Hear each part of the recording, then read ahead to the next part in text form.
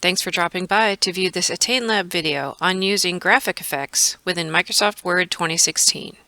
Be sure to look below this video in the description where I've put a link to the Microsoft website to the Microsoft Office Specialist Word 2016 Skills Measured document. This document lists all of the skills you could potentially be asked to perform on the Microsoft Office Specialist Word 2016 exam. Some of the skills include setting special effects on your graphic elements such as photos or shapes. I've also included a link to download the document you see on my screen. It's called Lorem, and it's 10 pages of Latin placeholder text, and we'll be using this document to demonstrate how to insert graphical elements and apply special effects to them. If you'd like to follow along, feel free to download this placeholder text. I'm going to get started by imagining that this document is about sunflowers. So we're going to put some sunflower photographs and some other shapes in here that relate to sunflowers.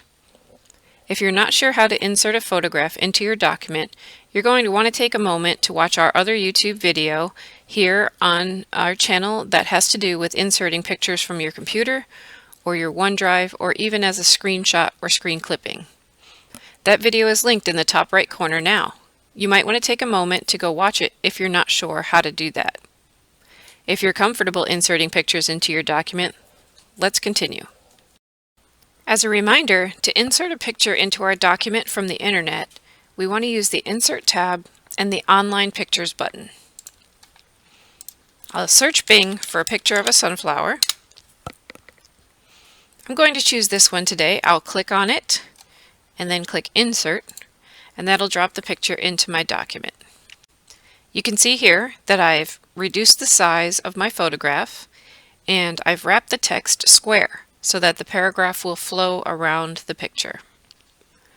When the picture is selected, we can see the resizing toggles around the edge, and we also have the Picture Tools Format tab showing on our ribbon at the top of the screen. Also, as a reminder, if you click off of your picture elsewhere into your document, your picture is no longer selected and you no longer have access to the Picture Tools tab that you need. To apply a graphic style to a picture, you'll select it by clicking on it, activating the toggles around the edge, and that will reveal the Picture Tools Format tab at the top of the screen. This video is going to specifically focus on the three options here at the right side of the Picture Styles group: the Picture Border button, Picture Effects button, and the dialog box launcher here in the bottom right corner. Adding borders to your pictures. Let's begin with picture borders. Picture borders are a line that will go around your photograph, sort of like a photo frame. When I click on the Picture Border button, I can choose the color I would like the line to be. As I hover over these colors, you can see Word is going to preview that border around my photograph with a narrow, thin line. And as I'm hovering over these colors, you may also see that the name of the color is popping up.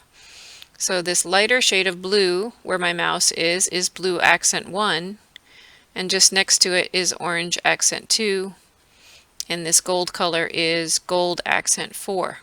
So these shades do have names to them, and the test could ask you to choose any one of these particular shades to apply to your border. Let's talk about the columns underneath these colors. These are lighter and darker variations of the color at the top.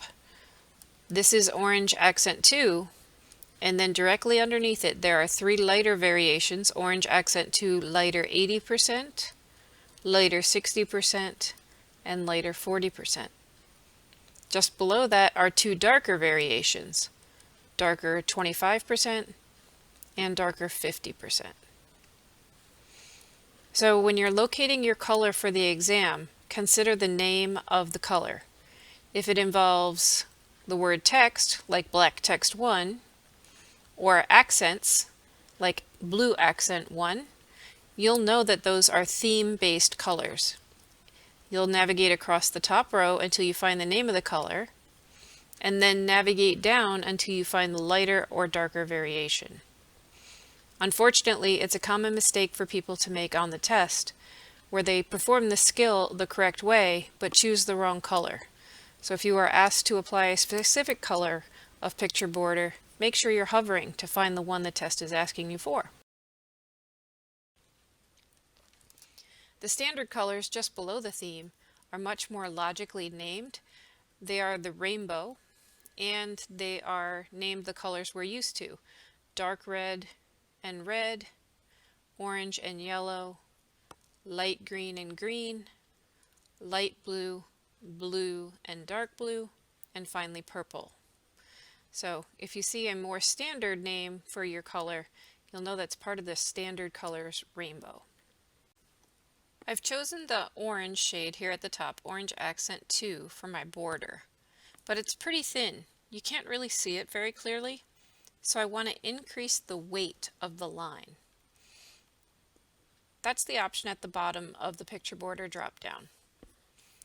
Currently, my line weight is 3/4 of a point. I can increase the line weight, and that will increase the thickness of the picture border. I'll go with 6 for now so you can really see it.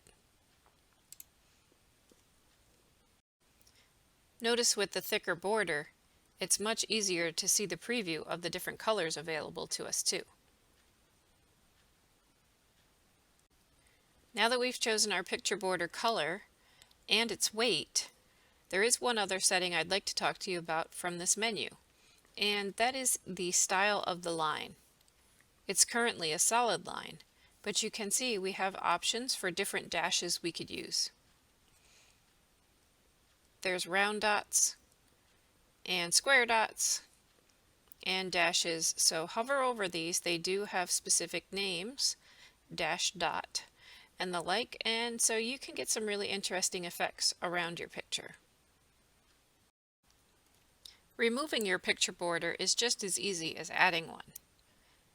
If you think that this orange dotted border around your picture is a little bit much, to take it off, click on Picture Border and choose No Outline. That will remove the border from your picture. Adding effects to your pictures. There's a lot more that we can do with our picture besides add a border to it. We can apply a variety of special effects, and they live on the Picture Effects button. They're grouped by their type of effect with some standard settings that are quick and easy to find here, but can be fully customized. For example, under Shadows, you can choose a variety of drop shadows or outer shadows, where your picture will appear to be floating on the paper. And these all have names as well, just like our colors did. So if you hover over them, you can see offset bottom, offset diagonal bottom right, offset right, and the names have to do with where the shadow is being cast. And if you look at the button, you can actually get a preview of where your shadow will fall, but as you hover over these, your screen is actually previewing where the shadow would be as well. Basically, the difference between all of these 9 options is the direction of the light that would be casting the shadow. Just below the outer shadows, there are inner options, and these appear almost as if there was a cutout in the paper and the paper was casting a shadow down onto the picture as it was underneath the picture, almost like a mat in a photo frame might look. And you can see the shadow is moving inside of the picture of the sunflower as I hover over these various inner shadows. There are also perspective shadows, which make the picture look almost as if it is standing up off of the paper. So notice it's casting a long shadow behind it, or hovering above like it's floating off the paper, or even casting a shadow in front as if the light was coming from behind. So this perspective shadows really make a lot of change on your page. Just below the shadows, we have reflections. These make the paper look like a shiny surface, like it's water or metal or even a mirror. So the reflections will reflect the photo downward And the difference between these options are how much of the picture is revealed in the reflection and how far away the reflection is from the picture. So the further away you get, the more it looks like the picture is floating over the shiny surface. And you can hover over these to preview them before you commit to one. Once you find one you like, remember, just click on it and that will apply that special effect to your picture. Just below our reflections, we have a selection of glows. The glows act as if the picture is putting out a colored light from its edges. The top row of glows are quite small, and as you get down lower in the rows, you can see the glow is getting bigger, so as if the light was more intense. And each column has to do with a specific color, and these are based on our theme colors. Like we saw in picture borders, we have the same blue, orange, gray, yellow, blue, and green. Once you hover over one and like the way it looks, you can go ahead and click on it to apply the glow to the picture. You also have options to soften your edges. So a soft edge is actually a blurry edge to your picture. So instead of a nice crisp border, you would have a blurry border, and you can see the larger the soft edge, the more blurry it is. And you would not normally combine soft edges with a picture border. They do fight with each other, and so you usually choose soft edges or a picture border. You don't put them on at the same time. Be aware that 50-point soft edge is really soft and really gobbles up most of our photo. So it can be really a nice way to blend photos into your page, and can be fun to use. Experiment. There is also a selection of bevel effects, and these give your picture sort of a 3D effect around the edge. As I'll hover over these, you can see what they do. They do have names. So the test could ask you to apply a very specific bevel effect. So this is a relaxed inset.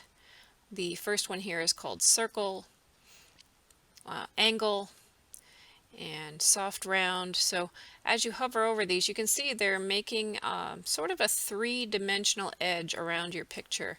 Give it a little bit of texture as if it was standing up off of your paper in a dimensional sense. The last set of special effects here on the button are the 3D rotations. These are pretty intense three-dimensional effects, as if the picture is standing up off the page or laying down on the page, and some are more intense than others for sure. They do have names, and you'll want to hover over them to see the name. The test could ask you to apply a 3D rotation effect to an image. Let's take a brief look at the Picture Styles gallery and review how to use picture styles. Let's briefly review what's happening to the left of the effects button and this large window here, the Picture Styles gallery. And you can use your up and down arrows here to navigate through single rows of the gallery. Or if you press the double downward pointing arrow, this is the More arrow, you can see the whole gallery all at once. And these are pre-formatted styles that Microsoft put together for you, and they are a combination of the different picture effects that are available to you. So they're sort of a shortcut. And they do all have names, and your picture below, so where our sunflower is, the selected picture is going to preview when I hover over these. So when I hover over, I see the name is Snip Diagonal Corner White, and I get the preview down below. This particular one here is Moderate Frame Black. This guy here is Reflected Perspective Right, Reflected Rounded Rectangle, Perspective Shadow White. So you can see they all have names, and you can preview them before you commit to a selection. And they are a combination of a variety of different effects and styles that you can apply. So the metal frame looks like it is a light gray picture border set very wide. I see an inner shadow inside the frame, and I also see an outer shadow outside the frame, so there's two different shadow effects on there. And I also believe I am spotting a bevel, perhaps a rounded inset bevel inside the frame, so it looks like the picture is sitting backward inside a physical picture frame. So there are multiple effects applied to this image, and it's a really great shortcut time saver because you can just click in the style and all four of those effects would be applied to your image, but you're not stuck with the choices that you're given. You can customize these styles further. So first you would choose the style you like and then use all your tools available to you to customize. And I'll go over those next. I'm actually going to choose this one and we'll use that for our example. So I have applied the metal frame picture style to our image. Now we'll talk about how to find and customize more settings for your effects. So what we have here is the metal frame pre-formatted picture style applied to our picture. And there is an outer shadow here and a 3D bevel applied here, as well as a nice wide gray border. So if we wanted to turn any of those off, let's start there. So we know that there's a shadow on here. And if I wanted to turn the shadow off, I could say no shadow. Okay. And same thing with the bevel. If I wanted to turn it off, it would be no bevel. And notice how instead of a nice 3D frame, I now just have a solid gray line. So I'm just hovering over that button to demonstrate for you, but you would click on it to take effect. So to remove the bevel, you would apply the no bevel effect. And that goes for any of these special effects. The soft edges, there's no soft edges right at the top. If you had a glow you wanted to remove, there's a no glow option, or a reflection, no reflection. So that is how you can remove any of the special effects. So as we were just looking at the frame, we know that it's made of a gray wide picture border, and so maybe we want to change that color to something else. So orange, or maybe this really nice darker orange to pick up the center of the flower, or the gold colors that are available to us, or yellows. Dark green is lovely too, so obviously you would choose your favorite, but changing the color of the frame here is very easy. It's just a matter of changing the picture borders color. Now the shadow is another story.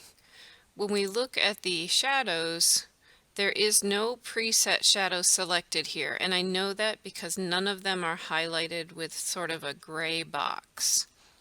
You can see the bevel that is applied does have a gray box around it, so I know that is the exact bevel that's applied to this image. And I can see there's a shadow here, but without one of the presets selected, it's probably been customized. And you can customize any of these options further by using the shadow options at the bottom of the list. And notice each menu has extra options at the bottom. So shadow has shadow options at the bottom, reflection has reflections options at the bottom, glow has glow options, soft edges has soft edges options, and of course bevel has different 3D options and 3D rotation options here under the 3D rotation. So each one of these submenus does have more options available to you. And what those more options are going to do is open a pane on the right side of your screen. And we'll spend the rest of the video talking about how this pane works. And I'm going to close it here with the little X just to show you.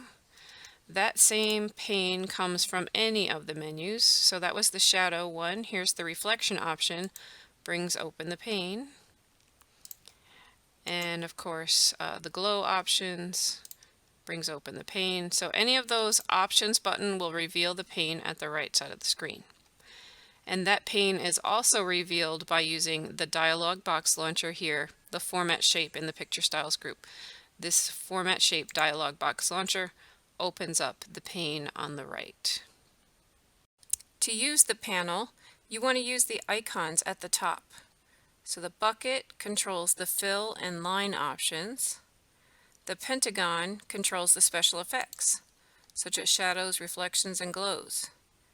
Notice that these options listed here are the same as the ones on the Picture Effects button on the ribbon, with the exception of the artistic effects. Those actually have their own button on the ribbon over towards the left. And then there's the Layout and Properties icon, which is where we can program alt text for our picture. Let's make some changes to the way our sunflower picture looks. You can see it has a wide green border around it. If I wanted to change that border, I would look at the options for the line around the picture. That's under the Fill and Line bucket icon, and there's a tiny triangle to the left of the word line, and when I click on that tiny triangle, it will expand out the options that I have. And if I click it again, it will close up those options. So you can reveal and hide options as you need them. So under our line options, I can see there is currently a solid line. It's dark green in color, and it's 15 points in width. To change the color, click on the bucket, and you have your option of the color pickers, the theme colors, and the standard rainbow. I realize it can be hard to see my mouse cursor on the screen sometimes, especially when I'm working in the panel on the right side of the screen. From this point forward, I've changed my cursor to be a big red arrow. When you're working, you will see a smaller white arrow. Let's continue and talk about gradients. A really nice effect is to add a gradient to your line instead of a solid color. Here we're using solid dark green. The option for gradient lines is just below the solid line, and when I choose gradient line, the color updates to a white to light blue gradient, and you can see where my cursor is moving in the panel that there are 4 gradient stops programmed here. So a gradient is 2 colors or more that flow into each other. So you do need at least 2 colors to make a gradient. And the stops are the colors that are flowing. So here we flow from white into 2 shades that are very similar of a light blue, and then a 3rd shade that's even a smidge lighter, I believe. So these are customizable. So with the first stop selected, you can see there's a tiny red border around it. This fill bucket underneath now controls that gradient stop. And I can change that particular stop to yellow. And if I change the end stop here to green, you can see where the blue is left behind. So it's flowing yellow into blue, down into green. Yellow into blue, down into green. And you can add extra stops here just by clicking on the color stripe here, and that'll add in a new stop. And you could add in as many of these as you want. So there's red, just to get a little crazy here. And they are slidable. So let's get rid of one of these blue ones. We don't need 2 of them. I'll click on the blue to select it, and then here is where I can remove a gradient stop, the little gradient stop icon with the red X. And that will get rid of the extra blue stop. And if I didn't want blue at all, I could click on the other blue one and delete that. And let's make this red something more likely for us to use. We'll go with orange. There we go. So that's how you add and remove gradient stops and change the colors of the gradients. Use your imagination here. You could do a whole rainbow, only shades of blue, etc. Experiment with it. It's fun. Now the other options above control the directions of the gradients. So under presets, we have some preset ones that come with our theme. These are based on our theme colors, and they flow in circular ways, in linear ways, lights to darks and darks to lights. But this is the one I want to look at here. So this is a linear gradient. You can see it's linear. And what's happening is it's going yellow to orange to green in horizontal bars. And if you choose the direction option here, this guy, linear down, is the one we're looking at now. But if I wanted green on top for some reason, I could choose linear up. And you can see it changes the direction the colors are flowing. And there are diagonal options. So here is yellow to orange to green in a downward to the right diagonal. And you could also do vertical options. So yellow and red and green in vertical stripes. So those are really fun. The radial options come out in a circle from a central point. So here the central point is the bottom right corner. Imagine this is a circle as my cursor is moving. So there's a curve of yellow and a curve of orange and then a curve of green. And the radial gradients really show up more as a fill color instead of a line color. That's where you can really see it. But here are the examples of how they would look. So here I chose the from center option. And so the yellow color is in the center of the picture. So we don't even see the yellow color. And where orange would nip the edge of the frame, we get a hint of orange and then green in the corners. So that's what's happening there. Radial gradients are circular. So let's put it back on linear. And I like linear down. That looks great. And just to demonstrate before we move on, I slid the sliders to the right quite a bit. I wanted more yellow showing at the top of the gradient, and I can achieve that by sliding the gradient slider for the yellow more to the right. So you can see as you slide the gradients, sliders along the color bar, you can adjust how much of each color is showing on your gradient. Adjusting the special effects works the same way.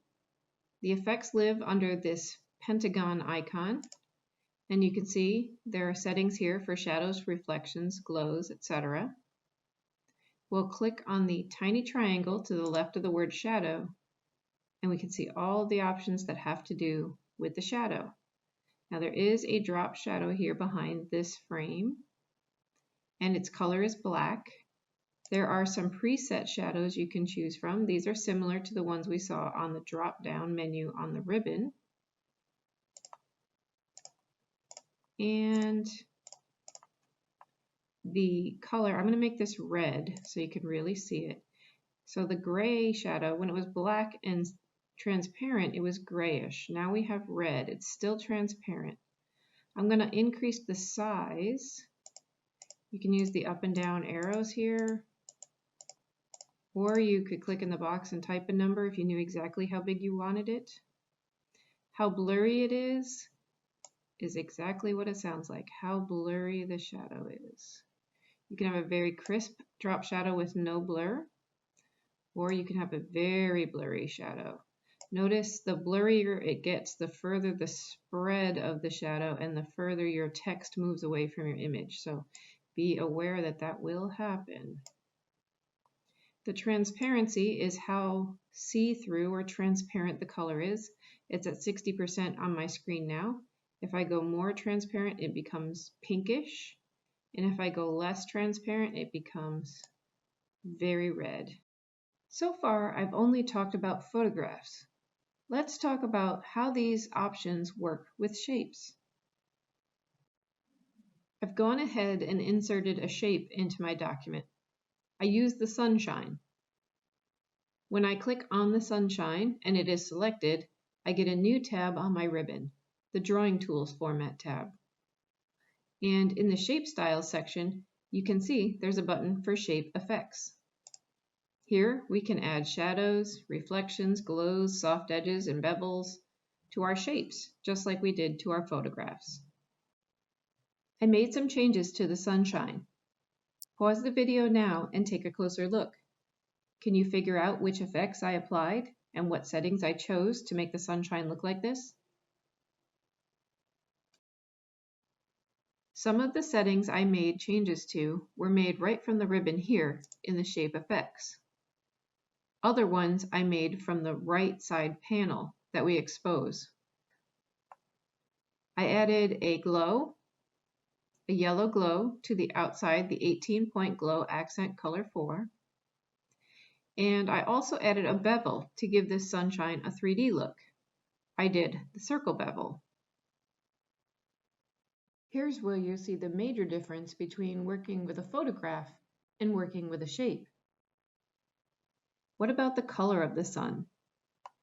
If I chose one of these swatches under the shape fill options, they look nice, but they're one solid flat color, and I wanted something a little more dimensional.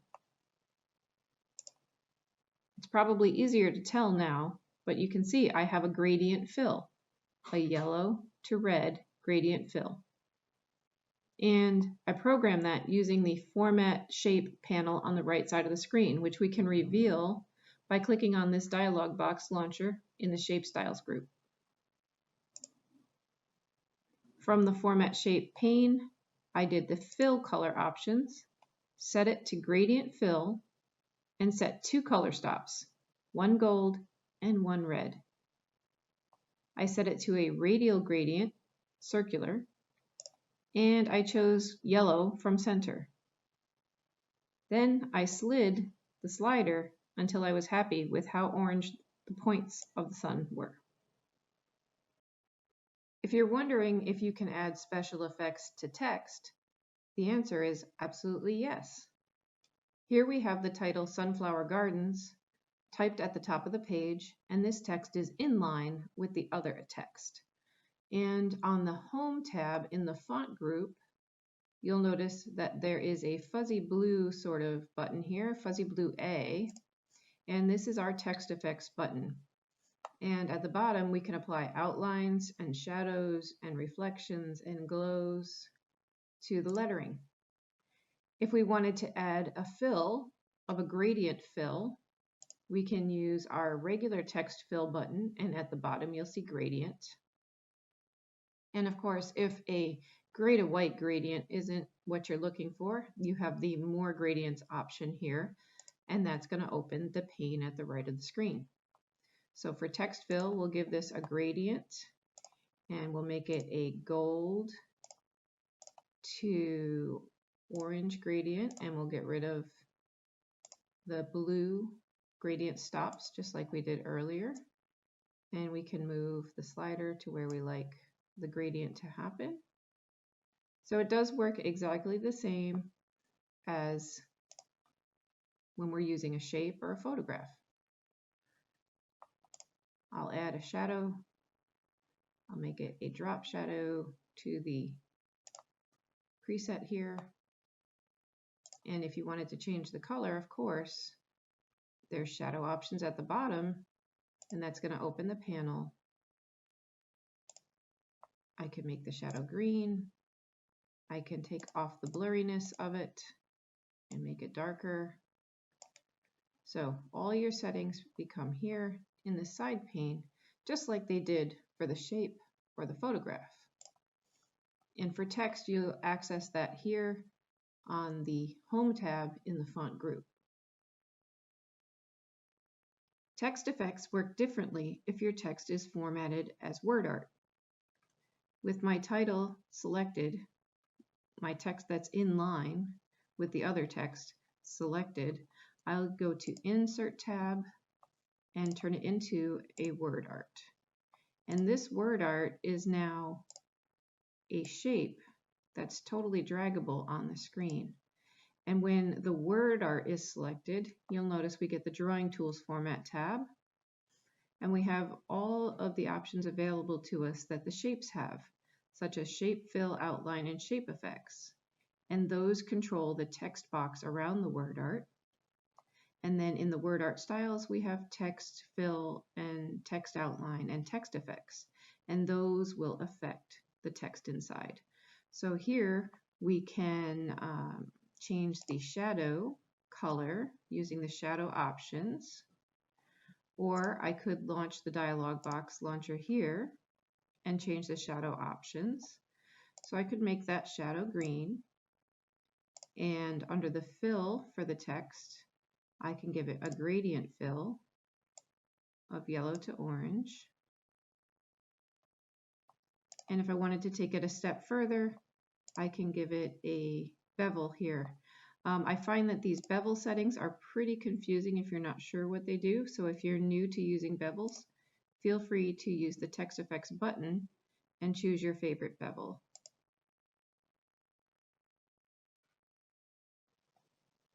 Here's a great example of effects gone wrong. There's too many effects on this arrow in the text inside it, and it looks confusing and jumbled. Let's fix that up. With the arrow selected on the Drawing Tools Format tab, notice the two groups here in the center of the ribbon, the shape styles and the word art styles. The shape styles control the shape fill, shape outline, and shape effects. So these buttons are going to affect the arrow itself. If you need to reveal the pane on the right side of the screen, that you can get by clicking on this dialog box launcher here in the corner of the Shape Styles group. If you want to make changes to the text inside the shape, you have your options here in the Word Art Styles group to deal with the text fill, text outline, or text effects. And if you want to reveal that pane on the right side of the screen, you have another place you can do it, right here with this dialog box launcher in the Word Art Styles group. So let's clean up this graphic. Let's start by removing that glow from the arrow. So we'll go to the Shape Effects menu, we'll look at the glow, and choose No Glow. That looks better already. Notice there's a gradient outline here that goes orange to red around the arrow. Let's make that a solid color, like black. And let's fill in the color of the arrow with this pretty gold color. Now, our text has a reflection underneath it and a gradient outline around it. It's very hard to read. Let's start by removing the reflection from the text. And since it's text, we're going to use the Text Effects button in the Word Art Styles group. We'll head to the Reflection menu and choose No Reflection. This looks better already. My text is low in the arrow though. I'd like it centered. I'll launch the dialog box to open the pane to help me with that. Be careful, make sure you're on the text options, not the shape options. The shape options control the arrow, and we're dealing with the text. Here in the layout and properties for the text, you can choose your vertical alignment. Right now, it is bottom aligned. Let's put it in the middle. That looks better. And let's get rid of that terrible outline. So here, under Text Fill and Outline, we can choose to have no line around our text. Uh-oh, what happened to our text? Don't panic.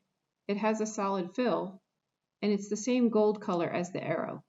It's there, we just can't see it because it's the same color. Let's change the text fill color to something easier to see against the yellow, like black. It's that easy. Let's review what we've covered in this video. Special effects can be applied to pictures, shapes, inline text, or word art text. Effects can be applied using the effects buttons on the ribbon. For inline text, you'll visit the Home tab and click on the Text Effects button in the Font group.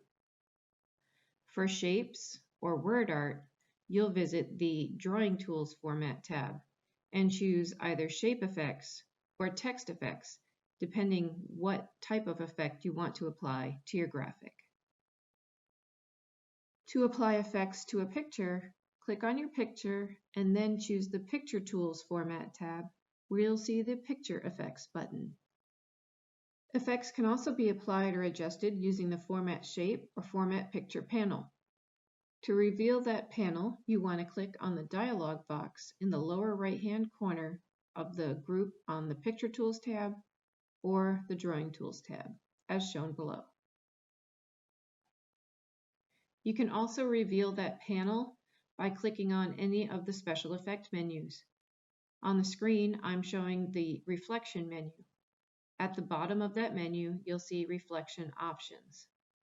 Each menu has an options button at the bottom. So that more shadow options, more reflection options, more glow options, etc. And those will also open the panel at the right side of the screen. When working in the panel, remember that the icons act like the tabs on the ribbon, opening submenus. You can also click and open and expand mini menus by clicking on the tiny triangles. This will help you keep your workspace neat and focus on which effects you want to apply. Remember, if you're working in a shape that has text in it, you have shape options which affect the shape, and text options which affect the text inside it. Thanks for watching this ATTAIN Lab training video.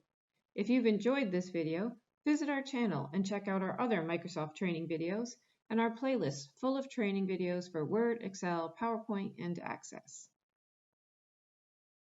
Visit the website shown here or call the numbers on the screen to learn more about the Capital District Educational Opportunities Center ATTAIN Computer Labs.